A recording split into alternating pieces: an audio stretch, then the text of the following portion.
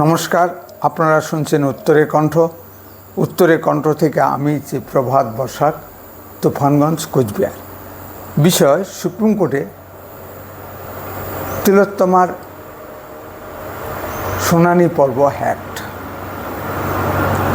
এই পর্বটি শুরু করলাম একটি তাজ্জব খবর দিয়ে।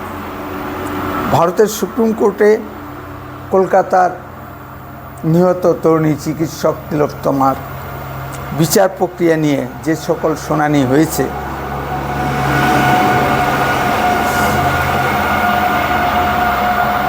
তার খুঁজে পাওয়া যাচ্ছে না ইউটিউব চ্যানেলে। সুপ্রিম কোর্টের নিজস্ব একটি ইউটিউব চ্যানেল আছে। সেই চ্যানেলের মাধ্যমে বিভিন্ন বিচার প্রক্রিয়ার সরাসরি লাইভ স্ট্রিমিং হয়। সেই চ্যানেলে মানুষ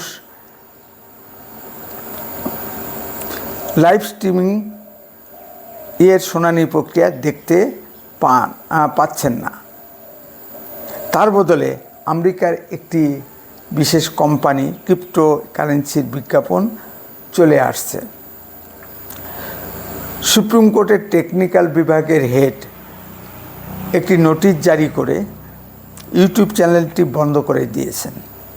স্বাভাবিকভাবেই বিষয়টি তদন্তের আওতায় আনা হয়েছে, ফলে কিছুদিন চ্যানেলটি বন্ধ থাকবে। কিন্তু কেন এই ধরনের ঘটনা ঘটল আমরা জানি। বিভিন্ন গুরুত্বপূর্ণ নথি, বিশেষত প্রতিরক্ষা বিভাগের নথি, টাকা পয়সা হ্যাকড হয়। এই টাকা পয়সা হ্যাকটের মাধ্যমে কারো কারো অ্যাকাউন্ট ফাঁকা হয়ে গেছে।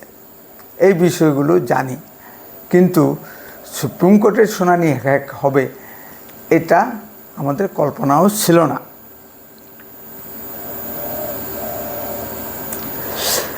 কেন বেছে বেছে তিলোত্তমার শুনানি প্রক্রিয়াটি গায়েব?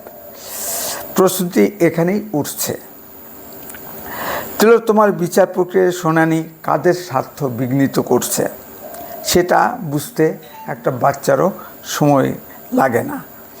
আমাদের মুখ্যমন্ত্রী মাননীয় মমতা ব্যানার্জি তিনি সব কিছুরই লাইভ স্ট্রিমিং পছন্দ করেন, একমাত্র জুনিয়র ডাক্তারদের ক্ষেত্র ছাড়া। সেই মতো সুপ্রিম কোর্টেও তিলোত্তমার বিচার প্রক্রিয়ার শুনানি লাইভ স্ট্রিমিং এর বিরোধিতা করেছেন রাজ্য নিযুক্ত আইনজীবী কপিল সিব্বাল।